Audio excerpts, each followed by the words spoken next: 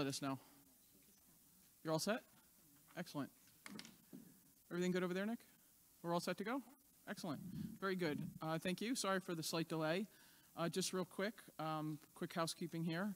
The Open Public Meeting Statement, in accordance with the requirements of the Open Public Meeting Act, Chapter 231, PL 1975, I wish to announce the New Jersey Open Public Meeting Law was enacted to ensure the right of the public to have advance notice of and to attend the meetings of the public at which any business affecting their interest is discussed or acted upon. In accordance with the provisions of this act, the school districts of the Chatham's Board of Education has caused notice of this meeting to be published by having the date, time, place thereof posted in the Board Administrative Offices, sent to the clerks of the Chatham Borough, the Chatham Township, the Library of Chatham's, the Chatham Courier, the Daily Record, the Star Ledger, and the TAP. Peter, would you mind taking attendance? Here. Ms. Clark. Here. Mr. Del Sandro. Here. Ms. Kenny. Here. Ms. Ross. Here. Mr. Ryan. Mr. Smith. Here. Dr. Zhang. Here. And Ms. Weber. Here. 8 present and accounted for. Excellent. If you're able, please stand and join us for the Pledge of Allegiance. The flag is over by Dr. LaSousa.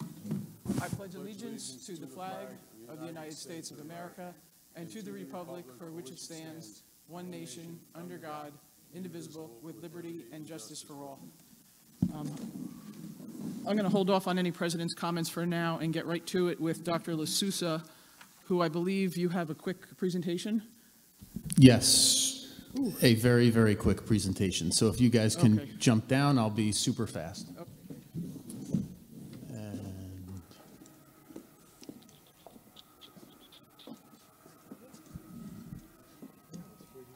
No, I know that, but we really couldn't do it before. yes. Oh, okay. I don't care. That's just what I'm curious.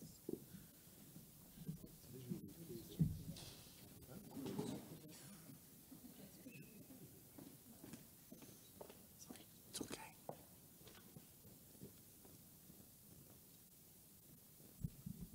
All right, so we're about 8 weeks into the school year. So just recently, over the past 10 days or so, we did a quick temperature check at the high school to see how the students are doing with the change in the start time. This is not the comprehensive big survey that we do every other year with our 6th through 12th graders when we look at their mental health and their substance use and how they're doing in school and so forth. It's just designed to be a quick status check on how things are going 8 weeks in. So this will be really super fast. We asked them, these are all high school students, just a series of questions. We got a response rate of, I think, about 900 students out of the 1,200, so a pretty good one. So I'll just rifle through these quickly. The first question was, oops, sorry about that. First question was, I feel that I've adjusted to the new start time, and you can see about 90% of students said they agreed or strongly agreed. A couple percent did not agree, and then this third category on your right is just neutral, not having any opinion. Second question was, my morning routine is less stressful and hectic now than when school started at 7:40 a.m., and you could see how many students agreed with that statement. Next was the early dismissal of student athletes for away contests is disruptive to my learning. And just a little background here, we've always had to sometimes dismiss students who play on an athletic team a little bit early from school if they have an away contest. So for example, the cross-country county championships are tomorrow, and our runners will be getting out of school probably an hour early or 2 hours early or whatever it might be for that.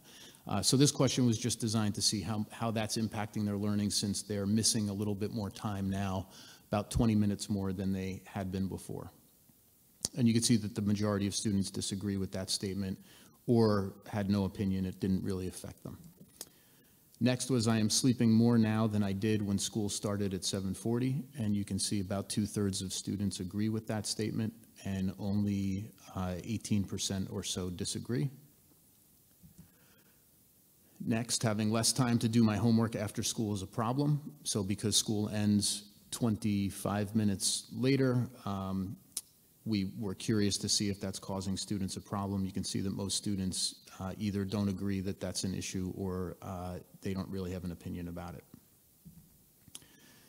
Next, I feel that I'm in a better mood with the later start to the school day, and you can see the majority of students, again, are telling us that they're in a better mood now.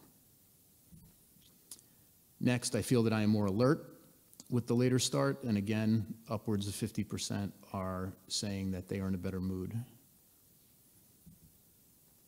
I am eating breakfast more regularly this year than last year, a little bit more evenly split, but 40% plus of students report eating breakfast more regularly. And then the last question was just about preference. I prefer an 8:20 a.m. start time to school than a 7:40 a.m. start time. And you can see about 80% agree with that statement and 10% disagree. So, that's it for the show. Just wanted to give everyone a sense of where we are. We're happy with these results, and we will do the more comprehensive survey about other habits when we get into the spring.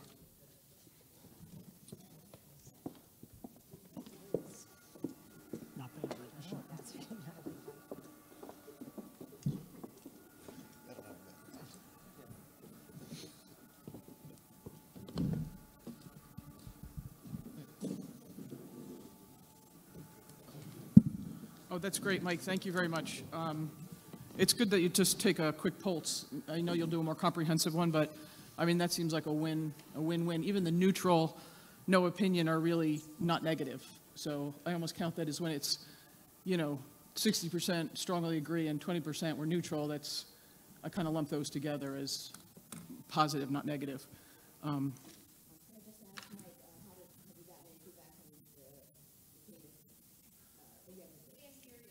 You will repeat it. Nick, could you turn on Lada's mic when you get a chance?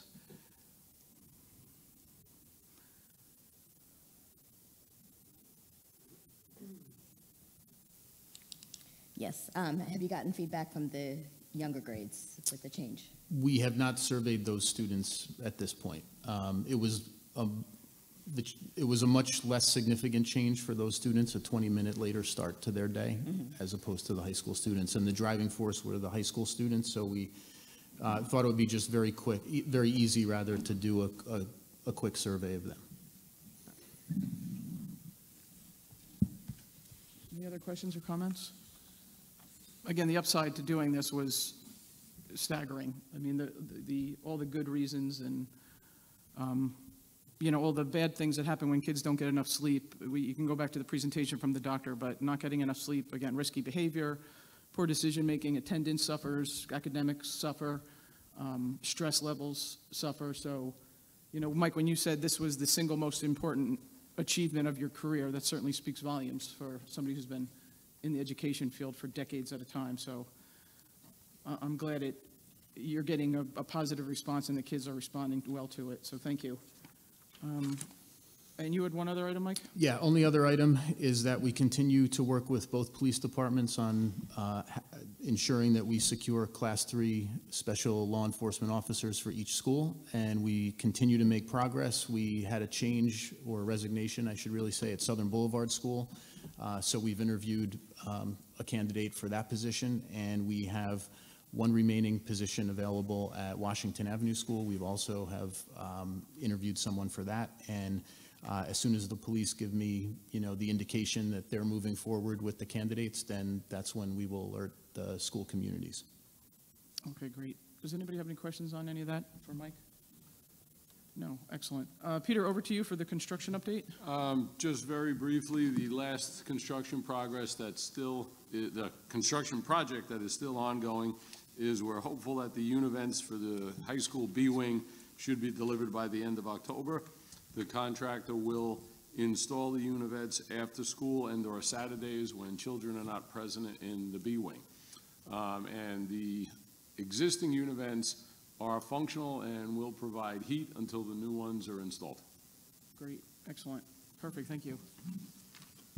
Committee reports, Ms. Ceccarelli, we'll start with you, personnel.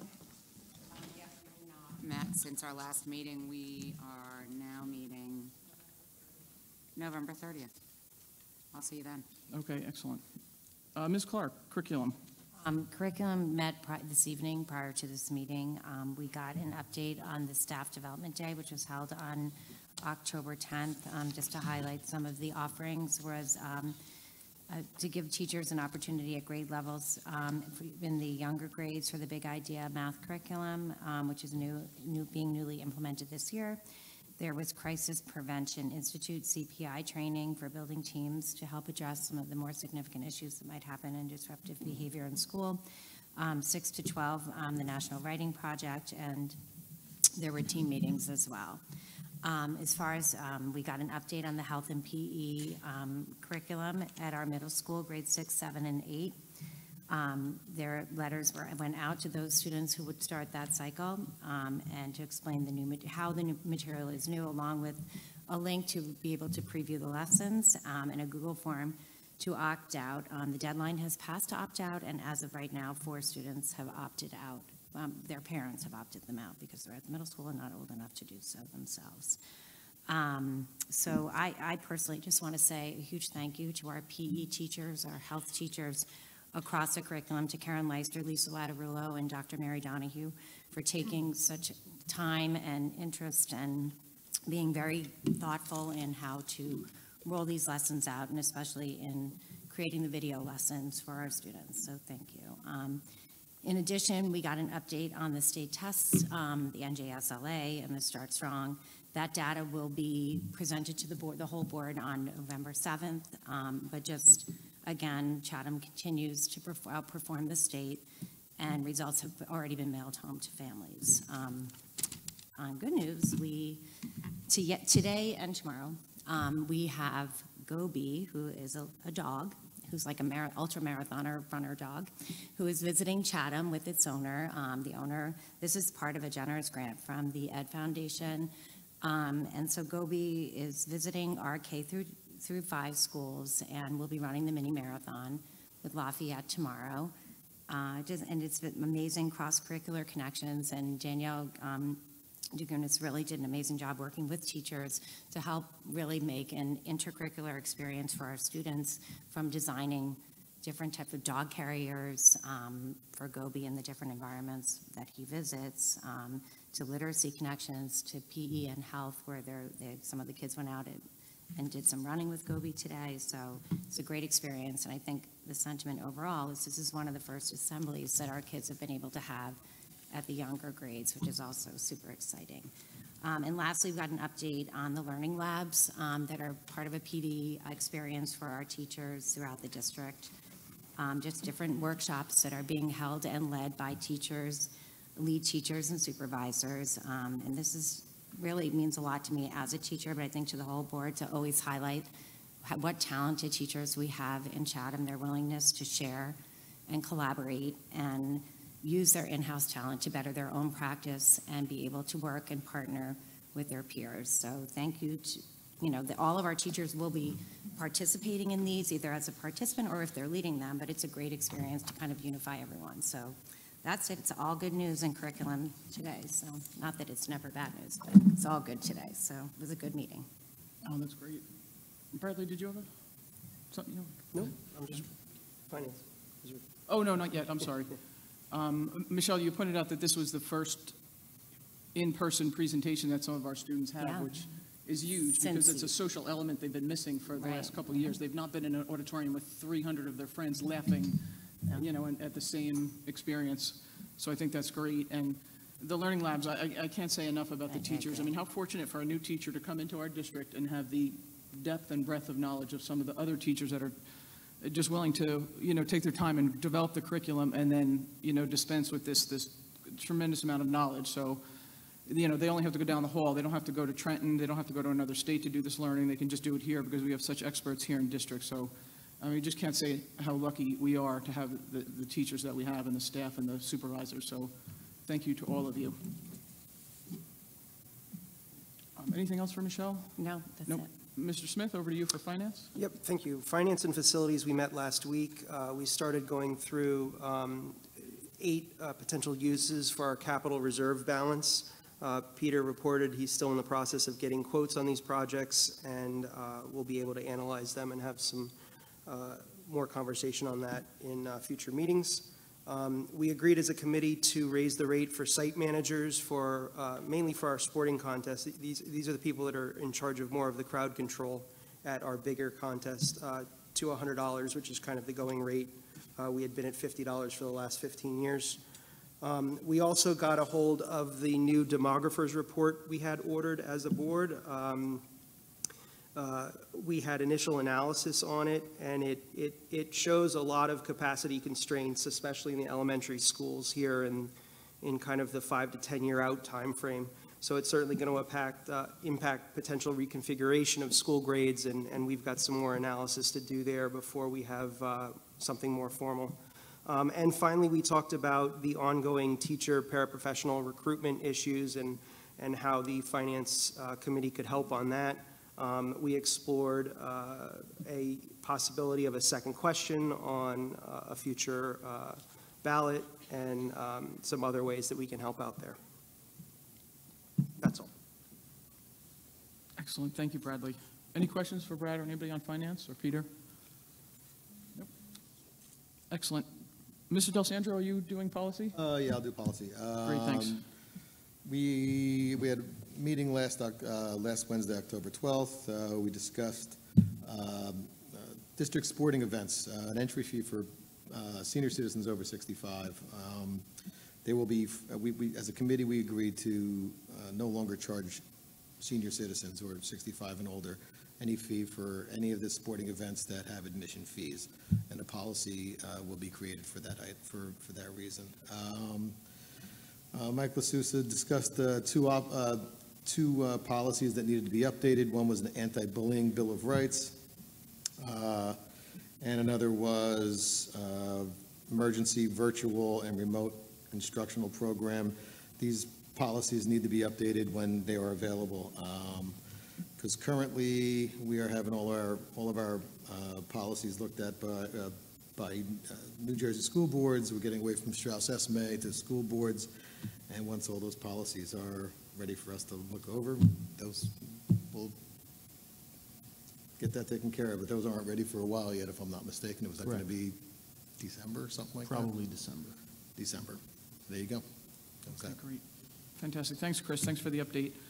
I think that's great news about senior citizens. We want to encourage them to come to any events. I'm sorry to correct Mr. Del Sandro, but the committee decided to not charge any district events, which would then include the play for anybody over 65, not just sporting events. Although that might be problematic depending on how they, I'd like to see with the theater folks, because we do electronic purchase of tickets. I don't know if that might be more difficult. We do the free senior play on the Thursday dress rehearsal. Maybe we could reduce it, but that might be slightly more problematic because the way you purchase tickets. I'll check with Yeah, if you don't mind. Lauren Spooner. And it's sporting events where we control the gate. So if it's a county tournament or a state tournament where we don't control the gate, then we can't control that. Then we'll just sneak them in the back door. Great, thanks, Chris. Yeah, Peter, if you wouldn't mind, I just wasn't sure if it would work with the theater. Okay, Just with the way the ticket sales are. gotcha. Excellent, thanks. Any other questions on policy or any of those items? Nope. Anything on the liaison side? Chatham Ed? Okay, great. So at CF's October board meeting, they approved a grant in the amount of $1,250 to allow the arrangement and engraving of a version of Gabriel Fauré's Requiem in D minor, which is going to be studied and performed by the CHS Chamber Choir, Chatham Voices, and the Chamber Orchestra in February. So CF is excited to support the music and performing arts curriculum. And then to follow up on what Michelle mentioned, CF would just like to thank its donors, as would I and the board, for their programming surrounding the Be Inspired by Gobi grant, which will continue tomorrow at Southern Boulevard and at the mini marathon at Lafayette. Thank you. Excellent, thanks, Susan. And I just had a quick update from the borough. I'm just going to speak on behalf of the borough representatives on the board. I spoke with or communicated with Councilwoman Dempsey regarding picking up our meetings again regarding the pilot program. If you recall, we met with them probably 18 months ago regarding the River Road project and working with the Borough Council to offset some of the costs that might be incurred with the 259 units. not knowing how many students will come out of that or what the cost was. So we're just going to try and pick up those meetings again. We're tentatively, I think the date that was thrown out there was November 16th, but, excuse me, nothing's been confirmed yet. And again, PILOT stands for Payment in Lieu of Taxes. And we had to take a little break, as you know, because, the council was just super busy with other matters and, Post Office Plaza took precedence. And I think, there's just starting to come up for air from that. Not that they're done with it, but, that took, all of their time, quite frankly. So we're going to try and reconvene and start those meetings again. Councilwoman Dempsey did remind me, again, that the council, nobody will see any money, payment in lieu of taxes, the pilot money, until those buildings are essentially completely occupied. I don't know if it's 95 or 100%, but that could take probably at least 2 years, which may be in line with, our reconfiguration. It'll be in line with when students from that development will come online. So we're just going to start the conversations again and, just keep the channels of communication open. But what's nice is the council has always said they are, looking to row in the same direction. They're looking to ensure that the district is not negatively impacted, and work with the administration and the board. And I kind of put it in that order, the administration and the board, to ensure that there's no negative impact, with any development. But this is the first one on the coming down the pike. So I think it's great news. Again, I can't thank the council enough for their support and always willing to work with us. Some people say it's not quick enough, but they're kind of running a town, so we have to get in line with their priorities as well. So thank you very much. Did anybody else have any liaison, anything? No, excellent. So if you don't mind, I'm going to make a motion to pass the minutes for the public and executive session. And it's my recollection, Peter, that everybody was here, right? Correct. Excellent. All those in favor? Aye. Opposed? Abstentions? There you go, Peter. Duly noted, the minutes from the 10/19 regular executive meeting, motion by Ms. Weber, second by Ms. Kenny, pass 8-0. Excellent. Great, thank you. Excuse me. I'm just going to read the public commentary notice. Hearing of the citizens during the public commentary section of the agenda is an opportunity for any member of the public to be heard about issues which are or are not topics scheduled for the current meeting. To help facilitate an orderly meeting and to permit all to be heard, speakers will be asked to limit their comments to a reasonable length of time. And just as a reminder, this is an opportunity for the public to make comments. It's not a back and forth. It's not a Q&A. So this is your opportunity to share your thoughts, and we'll listen. And if you can, just be cognizant of your time. If you could introduce yourself, the mic is there. If not, there's another opportunity at the end. So we can close. Oh, there we go. Thank you. Oh, there we go. You guys waited for that long preamble? Sheesh.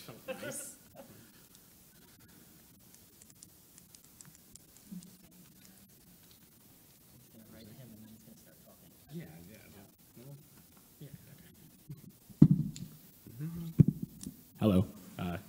Good evening. I am George Iannuzzi. I am an English teacher at Chatham Middle School. I'm Marianne Masumi. I'm a social studies teacher at Chatham Middle School. And I am James Hitchings. I'm a design technology teacher at the middle school. So we are here tonight as representatives of the Chatham Education Association and the teachers of Chatham Middle School. We wanted to take a few moments this evening to highlight for you many of the ways that the Chatham Education Association continues to show up for our students as we settle into the routines of this school year. As an association, we have already started to utilize NJEA Pride and Fast grants to provide meaningful experiences for this community. The Halloween Pumpkin Walk is back again this year, and after Halloween, the pumpkins will be auctioned off as a fundraiser for the National Art Honor Society. The Senior Citizen Dinner after the fall play at Chatham High School has been approved and will be coming in November. We actually have 4 other upcoming grants that are in progress as well, so stay tuned for information about those. Lastly, magnets were handed out to attendees of the various back-to-school nights in the district. Speaking of back-to-school night, as you may know, back-to-school night is not a contractual obligation for the staff of this district, so we would like to take a moment to thank the staff for showing up on their own personal time to give the guardians, caretakers, parents of this district a glimpse into the school experience that their children are receiving each day. At Chatham Middle School specifically, we've continued our Workout Wednesday fundraisers this year to raise money for various charitable causes. It changes each month. Thanks to the efforts of our counselors and staff running clubs, we brought back the club fair at Chatham Middle School, which has led to a big increase in the amount of students getting involved in after-school activities. Rehearsals have recently started for the all-school production of Newsies Junior. Our English and special education staff, not just at the middle school, but also at the high school, have attended several professional development sessions with the National Writing Project, centered around building a community of writers in the classroom. We look forward to bringing even more positive and meaningful experiences to our staff and students as the year continues. We'd like to take just a moment to show our appreciation for the support that the board has vocalized for the teachers, nurses, custodians, maintainers, and support staff in the district. Ms. Clark and Ms. Weber, we'd especially like to thank you for your comments tonight. The CEA is immensely proud of the talent and expertise that the members of our union bring, so thank you for recognizing that. The last time that CMS was here, Ms. Weber asked us to keep talking about the wonderful things going on in our buildings. She also asked us to be a little bit more unfiltered. So we're kind of take that vein a little bit. Last meeting, the board discussed the fact that it's difficult being a teacher right now. One of the major challenges that we continue to face is the need to adapt to changing structures. Over the past few years, staff has helped our students transition to virtual learning, adjust to hybrid learning, moving back to full school days, and now adapting to new school schedules and changes in start times.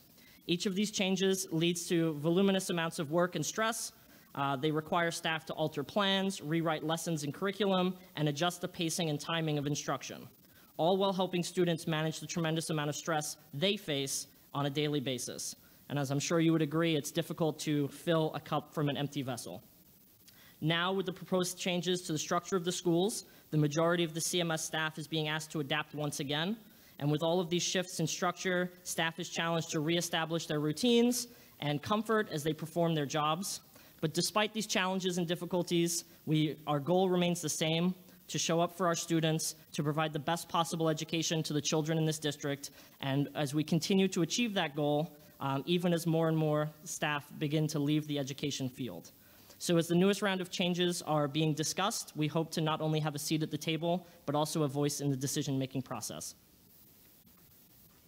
We would also just like to thank those at central office who have been working with CEA members to hear feedback and work collaboratively to find solutions to problems when they arise. Specifically, we'd like to thank Dr. Donahue for sitting with our evaluation and professional development committee chairs and being receptive to ideas as we continue to work towards building the fairest and most equitable evaluation system possible.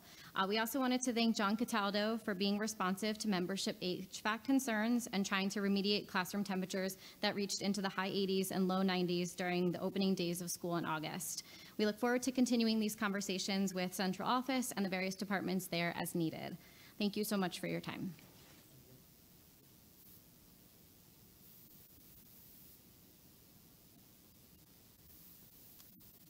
Libby Hilsenrath, Chatham Borough. I just have two questions about the presentation, the survey. So can you tell us who formulated the questions that were asked in the survey that was given to the students, number one? And then number two, did the parents have to agree to having their kids participate in the survey and provide the answers? Thanks.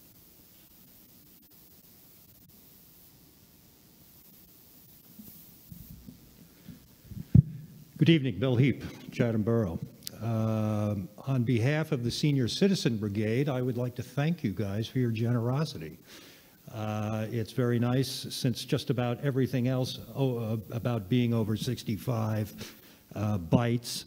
It's nice to look forward to a free event.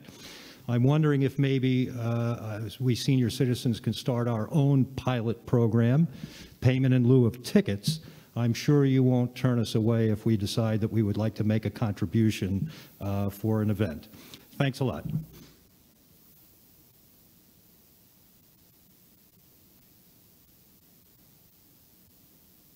Any other comments or questions? Great. So we're going to close the first public commentary, and I just want to thank the teachers for coming out. I know you've had a 16 or 18-hour day already, so thank you. And you've had to be very agile and you know, you've been fantastic role models on adaptability and agileness for our students, and we can't thank you enough. Again, we're just super lucky. I always joke, you know, with Dr. LaSousa that these teachers keep our kids from living in our basements once they get out of here. But what I think is important to note is the kids don't get to high school, 11th and 12th grade, and go on to these phenomenal colleges instantly in 11th and 12th grade. This is a very long journey, including the middle school, which is an interesting age group. But I mean, it starts in kindergarten and it goes all the way through the high school. So they don't just arrive in 11th grade and they're articulate and poised and confident. It's all the hard work of all of the grade levels throughout the district. So, you know, thank you to all of you. You know, we can't thank you enough, and it doesn't go unnoticed. I think it's absolutely one of the hardest jobs there is on the planet, so thank you.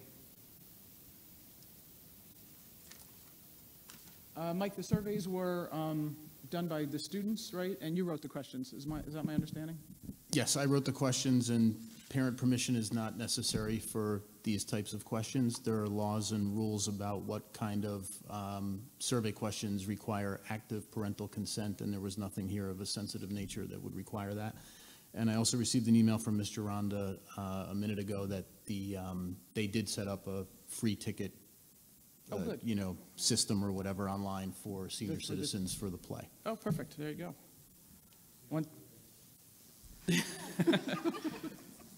It'll be noted in your bonus. It'll be double what it was last year. Great. Mr. Heat, thank you again. All donations will not be turned away. So I think we used to do the waive the fee for seniors, and it was just more of a practice, and I think we're just going to codify it now and make it a policy. So it doesn't have to be transitioned from, you know, booster club to booster club. So I think it's great, Chris, that you guys are going to turn that into a formal policy. But take Mr. Heap's money at every opportunity. Excellent. So we're going to move on to the regular agenda. And just as a reminder, these are posted prior. In fact, I think this agenda was posted on Thursday this week. So we've read through them. So if it appears that we go through them quickly, it's just that we've had an opportunity to read and digest them already. So starting with you, Ann, do you mind moving along with personnel? Sure. I want to move action items 1 to 25 on the regular agenda, and then 1, 4, 5, and 26 through 28 on the addendum.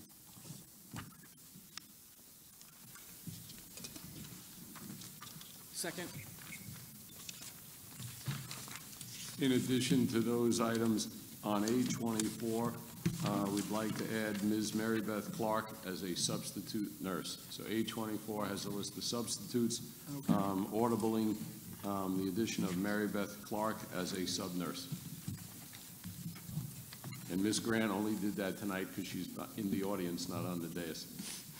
Okay, but we can bring her up. We could always bring Ms. Grant up. Yes, we could. She likes to sing in front of the microphone. Okay, so just one audible, Peter? Yes.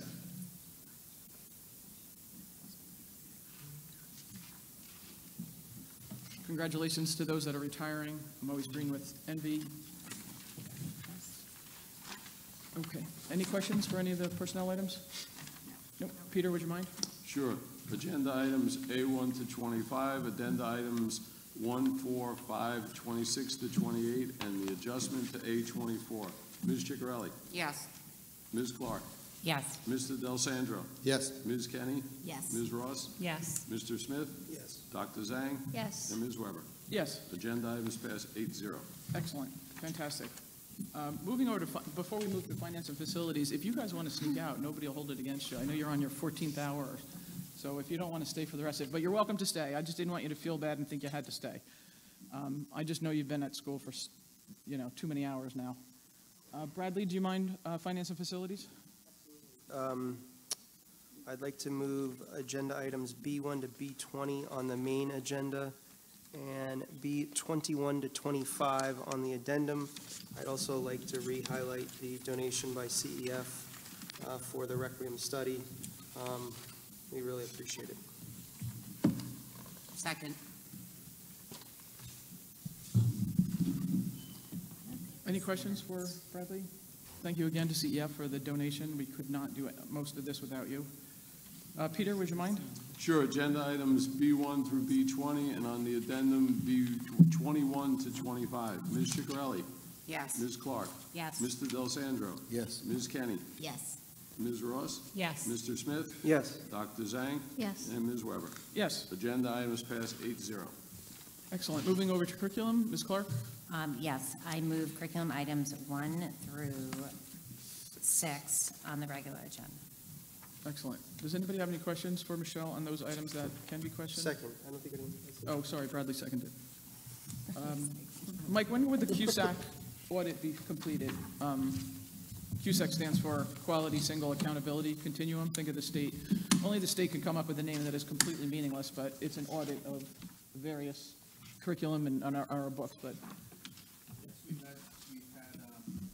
We've had preparation meetings over the past month. We had a visit today that Peter and I participated in, and then the full audit will happen in February while we're on winter break is the schedule right now. okay. And does that last for a period of time, or? It's at least one day typically, and Okay. if they have to come back to check or corroborate additional Okay. items, then they come back. Okay, great. I thought it was longer than a day, okay. They do a lot of the review Ahead. online using documents that we supply them or, That are you know, just stuff on posted. our website. Yep. Okay, fantastic. There's a quiz next meeting, what CUSAC stands for, folks. Any other comments or questions? Nope. Peter, all you? Sure, agenda items C1 through C6. Ms. Chicarelli? Yes. Ms. Clark? Yes. Mr. Del Sandro? Yes. Ms. Kenny? Yes. Ms. Ross? Yes. Mr. Smith? Yes. Dr. Zhang? Yes. And Ms. Weber? Yes, Agenda items passed 8-0. excellent. Moving over to policy, Mr. Del Sandro, did you have anything you wanted to do an audible in Mr. Ryan's absence? All good. All good? All good. That was your opportunity to run with scissors, and you didn't take it. Excellent. Board business, does anybody have any items they want to bring up? No? I did have one item, Bradley, for finance. In order to get a second question on the ballot for November, what's the timeline, do you recall? I believe, Peter, you said it was March timeframe? These second questions have to be included in the budget that goes, the preliminary budget that goes to the county, and then the formal budget that gets adopted and approved by the board in April. And do we have to just state, and the reason I ask is we talked briefly, you had mentioned at your report that, you know, we need to pay, you know, paras, we're losing paras to other districts for, you know, again, Pizza Fridays only go so far. A lot of our problems could be solved with money. Right. So we have a 2% cap. In order to go above the 2% cap, to pay teachers more, to pay paras more, we need to raise more money or go out to the residents to say, hey, we need an extra X in order to give the teachers, you know, this much. So, I mean, Bradley, you said it 5 times during the meeting, it's just math. We either get more money Right. or we reduce our teaching staff to get that money. Right. There's really no Which other way. increases the class size, which decreases the effectiveness of the classroom. So it's just Right. math. I mean, there's no other. There's no other math, right? It's just Okay, I just wanted to make zero sure I'm not oversimplifying it, Right. but, you know, if you reduce the number of teachers in the district, that frees up X amount of dollars, which then can be dispersed to the rest of the teachers, thereby raising their salary. Another alternative, which I would like to explore, is asking the residents, Right. you know, go out for a second question. We're going to have to work the math so they know what they're agreeing to. But Peter, my question is, do we have to announce that we want to do a second question in November, or does it have to be fully baked in March? It has to be fully baked and as part of the whole budget that gets approved in Okay. I March. think So it's it sent needs to in be March, included in yeah. the March budget. And then my second question, well, it's probably not my last question, but in any event, if it gets approved in the November budget, is that money is not available for a full year, or is that The because it's, full amount of money is allotted to the budget year, and it gets funded in January. And January? you ask for the, you know, because obviously if you say I want to hire one teacher at $60,000, obviously if you get the money in January, you only have 6 months left, so you ask for a permission to utilize the funds in the following budget as well.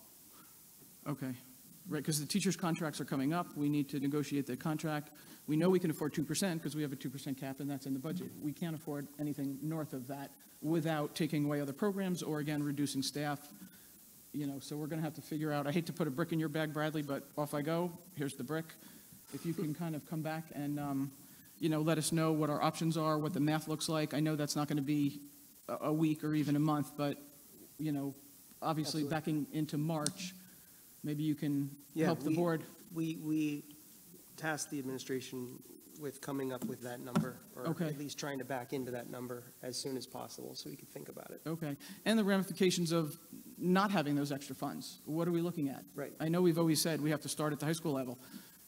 Going from 25 kids to a class to 32 kids in a class, it can be absorbed a little better at the high school. You can't ask the second grade to go from 25 to 32, where their kids are learning to read. And Right. so we're going to lean on the experts as to how that trickles down. But I'd also like to know, if we don't raise X, then that equates to 2 teachers, 10 teachers, Right. 20 teachers. So I just want to make sure we're fully informed when we're making these Right. decisions. And we've talked about this a lot at board meetings, but the math is that 2% number. As all these houses that are 3 and 4 bedrooms get replaced in the town with 6, 7, 8-bedroom homes with more children, you still can only tax up 2% year over year. So we don't realize the benefit of these increased property values and increased assessments on bigger houses. We only get the 2% increase every year. Right, and it's 2% of the previous year's budget. That's correct. Not 2% of the ratables in the township and borough. That's right. So, everybody says, oh, there's new development, you'll get income from that. No, we won't get a dime from that. And they'll say, oh, you'll get it next year. No, it doesn't work that way. It's 2% Every year. every year of the previous year's budget, which is why we're so grateful to the council, again, the borough council with the pilot program, that they are willing to work with us. Again, we don't know what that looks like yet, because it is very early in the dialogue, but yet they recognize the need to maybe, assist in that money question. Right. And all of this is coupled with what we've also talked about a lot, with a huge increase in need for money. It's just math, money for the special education. Right. And we're going to lose, Susan, I think you mentioned, I forget, I think it was Susan. At some point, we're going to lose some of the ESSER money that we've That's been right. using for the mental health programs, which have been wildly successful. Sadly, the students need them. I mean, this is not new, this is national news. Teacher shortages and mental health for students. So these are the things at the top of our list. And it used to be Chatham was immune. You'd have an opening for a social studies teacher. No offense, social studies teachers. You'd get, 400 applicants. That's not the case. Chatham is no longer immune to this teacher shortage. So the reason why we wanted also to explore the second question for people that don't understand is that if the budget this year was $1, next year it can only be $1.02 because of the 2%. But if you do the second question, you can move the budget one time to another level that makes sense. Right. And then it starts going up 2% from that level. So just to clarify. Could you turn on Michelle's mic, please? So we haven't had a second question or a referendum in a while. So now that 2% becomes, we are basing it off that number going ahead. So, Well, you can do it a number of ways. You right, can do we it don't one have to go time. to the 2%. This would have to be done as an ongoing operational. So, but we only vote on it once. Correct. We Okay. only vote on it once, but the ways you can do it is either a one-time referendums for something like we Yes. need Yeah, I know. like a desperate roof repair, or- whatever, yeah. this is Yeah, one yeah, yeah. time, or you do it for an ongoing. Okay. Two things. So when we're talking about what would happen if, I think we need to include administrators and other positions in that potential where we would have to, I'm using the word cut for a better word, if this did not work. I don't think we can just put it on the backs of teachers. And the second thing is, I would want the wording of this, whoever's going to be doing that, policy, our attorneys, whatever, to read that this money will always be tagged towards salary, that it's not going to go when we have a roof that's leaking or a driveway that needs to be repaired, that this is going to be tagged for that year, that this has to be a commitment to this going forward. Right, dedicated focus to increasing, salaries, being more competitive with paraprofessional salaries. Yes, I mean, we cannot get ahead of this problem unless we are able to pay. And that's the only way we're going to. I mean, we're lucky. Some districts have opened their schools with hundreds of openings. They've had kids in auditoriums doing science, and they get a worksheet, and that's it. That's not our teachers at all. They show up every day. They work their tails off. We have to remain competitive. And again, Pizza Fridays aren't going to cut it. Tuesday jeans could care less. This is how we have to solve this problem. That's right. Is money. It's just a matter It's money. of the math. How do we get It's there? just the math. Right. So again, thank you. I hate to put a brick in your bag, but I did. So if you could just, as you have more information, just report backing into that March date. I don't want to miss the March date. And if the residents say no, they say no. But I would feel remiss if we didn't at least ask if that's the avenue that we have to take. It's one avenue. One So we avenue. need to explore It's it. one, right. Right. It's one avenue. And then let the voters vote it up or down. Sure, Dr. Zhang. On the second question, like, if you do it on an ongoing basis, do you specify certain percentage as a target? The reason I'm asking is, for example, right now, we're in a very high inflation environment. The inflation is over 8%. How do you, like, predict future? Right? I mean, Mike can answer. My take is that it's contractual with the teachers. It's contractual with each of their steps. So the money would be earmarked to go and pay for teacher salaries or bump up the paraprofessionals X amount of dollars. So it would be targeted for that. Let's say we needed, 800,000 or $1 million, and I don't even know if $1 million would get us there, quite frankly, back of the envelope. But if we needed $1 million, that we would raise the tax up that much that for our operating budget to ensure that we could raise the teacher salaries to, 3% or whatever the number is. Right, but you bring up a great point, Dr. Zhang. With inflation at 8% and a cap at 2% on the amount we Right. can raise the budget, we're behind. We're behind the eight ball Can to the start. second question be somewhat related to what, inflation or whatever, instead of a fixed, are we targeting a 3% increase or? I believe it has to be fixed, but I'm going to look to Peter on that. The second question has to be written, and the dollar amount has to support the purpose you want. So moving away from salaries, if we said we anticipate a 10% increase in natural gas cost, which will cost the district $300,000, you could write the second question for a $300,000 increase in the energy budget, a permanent increase due to increased cost.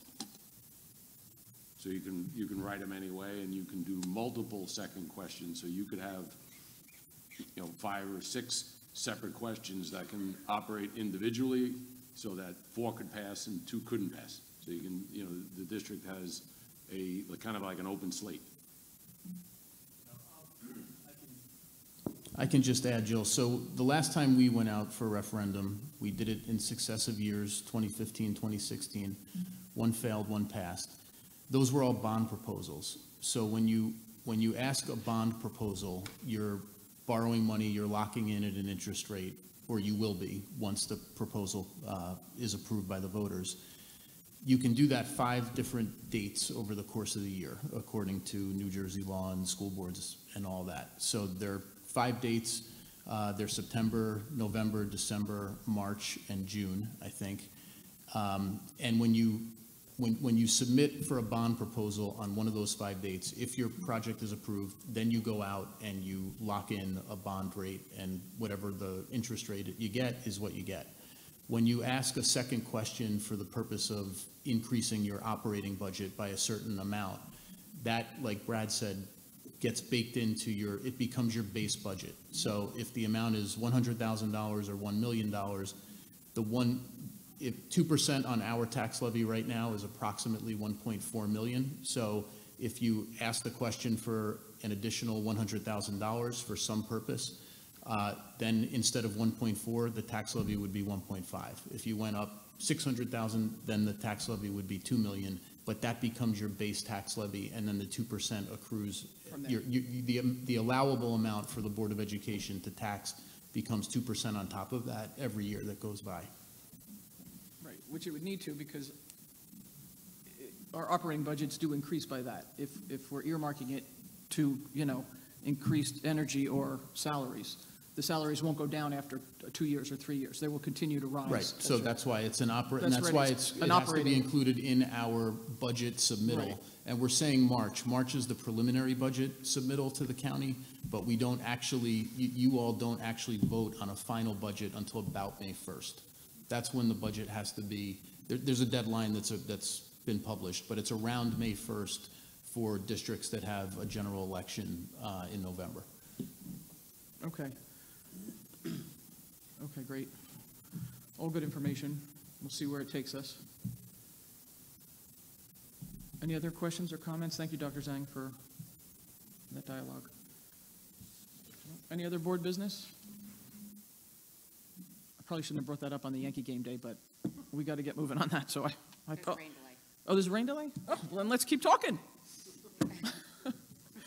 No? We have ours. Nobody wants to keep talking. I thought that was funny. We have our second opportunity for public commentary. Again, if you wouldn't just mind signing in, or not, if you've already signed in, that's fine. Introduce yourself, that would be great. Bill Heap, once again, second time tonight. I'm going to beat a dead horse here, and I'm going to push back a little bit on Brad's description of new houses going up and not being able to take advantage of the increased assessment. There is a way to take advantage of those folks through the back door, and that would be by charging more for full-day kindergarten. You have an audience that is willing and able to pay. You have to go out, grab those folks by the ankles, turn them upside down, and shake them until the money comes out. At least that much before you come to the rest of us. Thanks. Thank you, Bill. Libby Hilsenrath, Chatham Borough. Thank you to Dr. L'Souza for clarifying, if I understand it correctly, what you said. You have 5 times during the year that you can go out for capital budget referendum versus operating budget. Is that, all right, I know you won't answer my question. So whether it's energy costs or salaries, which all of us, or inflation, which all of us are dealing with right now, I believe that's part of the operating budget, not capital expenditures, which are a separate question. You can correct me if I'm wrong when I sit down, but that was one of the reasons I asked the last time that I was here about the demographers.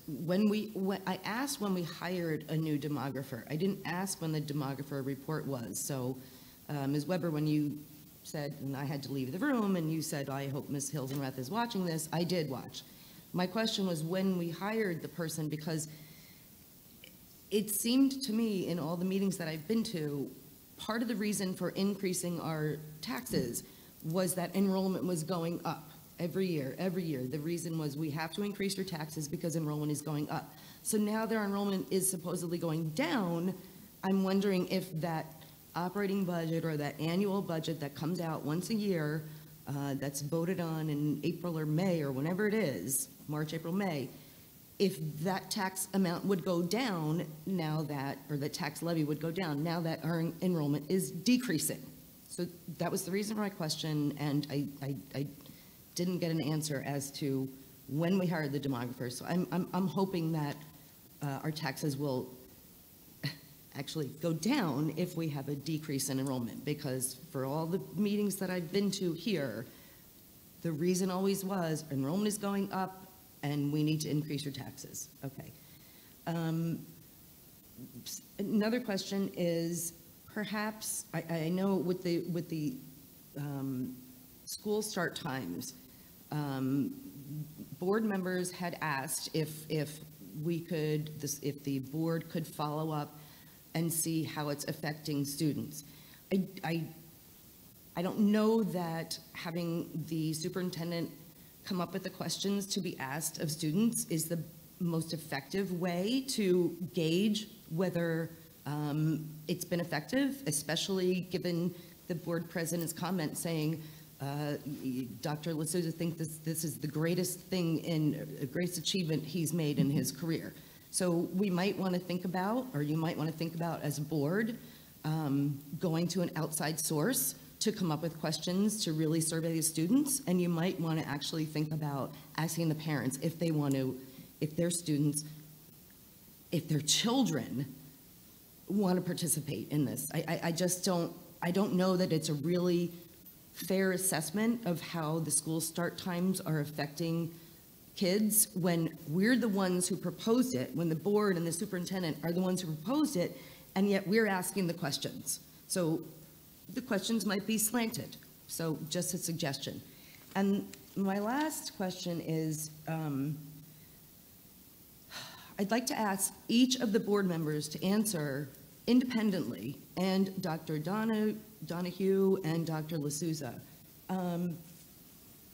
My question is, do you think that parents have the right to know what their children are taught in each class that they take in the schools. And I would like for each individual Board of Ed member and Dr. Donahue and Dr. L'Souza to answer. Thank you.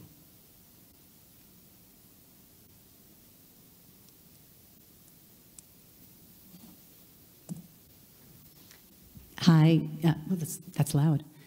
Carolyn Dempsey, Chatham Borough. I am the liaison to the Chatham Borough Council, but I'm going to speak as a parent.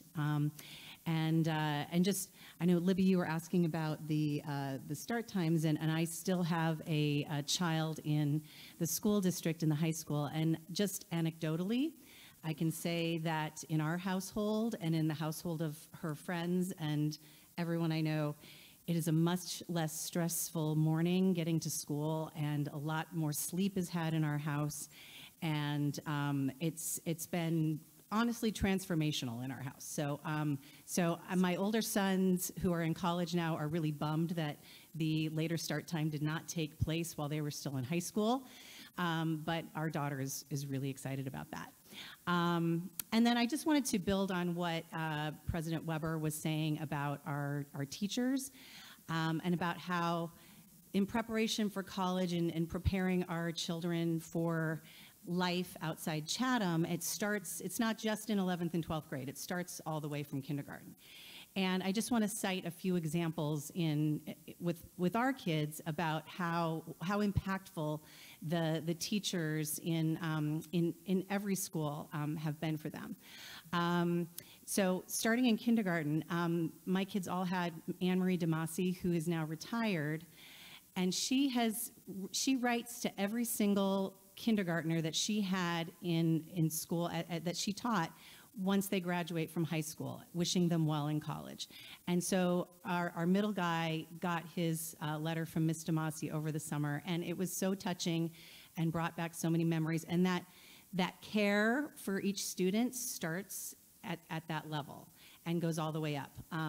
Our oldest son is an economics major in college now, and that love for economics was instilled in him by Mr. Kimmick at the high school.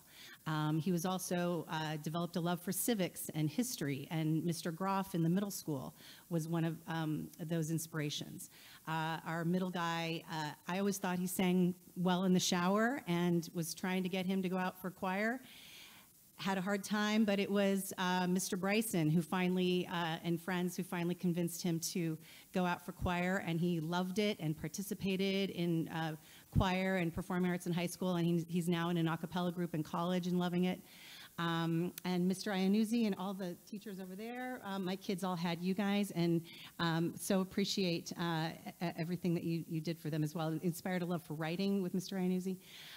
So anyway, so it's, I have seen, with still having one child in school, I've seen this arc, and I'm just really grateful that we live in this school district, and really grateful for the work of our teachers, of our administration, of the Board of Ed, and all the paraprofessionals and the entire staff. So I don't get up here and talk very much, but I just wanted to express that. Thank you so much. Thank you.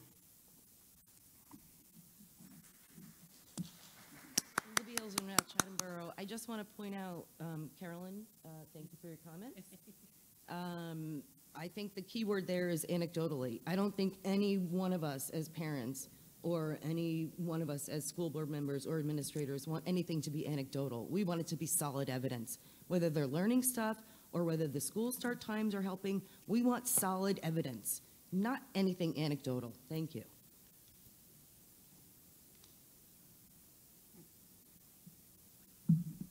Excellent, great. I'm going to close public commentary.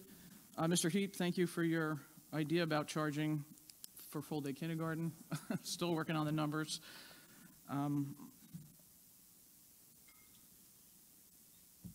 Libby, you asked about is the taxes going down? Unlikely, because you still have to run the school, inflation goes up, we still have to hire teachers, still have to open the doors.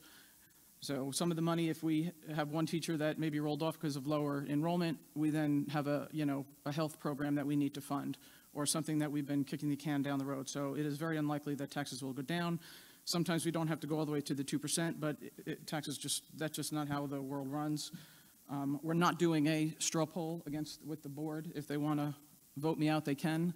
But again, I just want to remind everybody that this is a Board of Education meeting that's held in public. It's for us to conduct business. It's not for folks to demand that answers from you or not you or from the administration. Again, this is a Board of Education meeting, so we're not doing a straw poll. You can vote me out if you want on that one.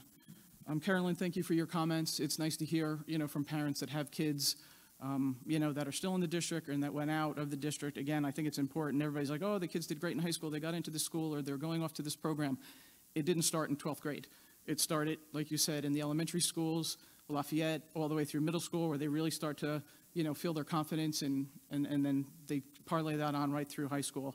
Again, this is not an underachieving district. This is a high-performing district because of our administration, because of our staff, because of our students, and the collaboration with the parents. So I'm going to leave it at that. If anybody else has any comments, any questions they want, anything they want to add, feel free. Again, this is a board meeting. No? We're all good? Oh, go ahead. I'm sorry. Sure, I'll answer Libby's question. I think that, aside from being a board member, I'm a parent to 2 middle schoolers.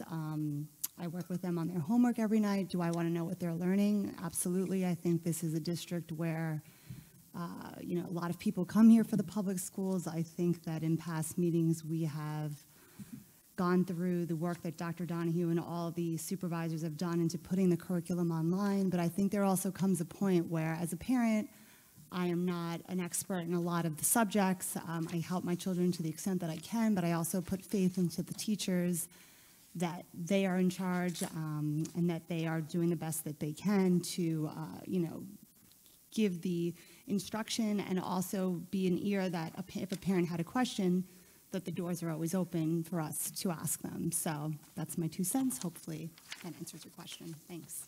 Excellent. I do think we have an executive session, right, Mike? No? Excellent. Okay, great. So then we're going to close the board meeting. Drive safely. Thank you all for coming out. I appreciate it. Thanks for having us. And hopefully, they're still on a rain delay? What? They're still on a rain delay? Yeah. Nice. Oh, do you think it's going to? What's your plan next week? Oh, geez. What's next week?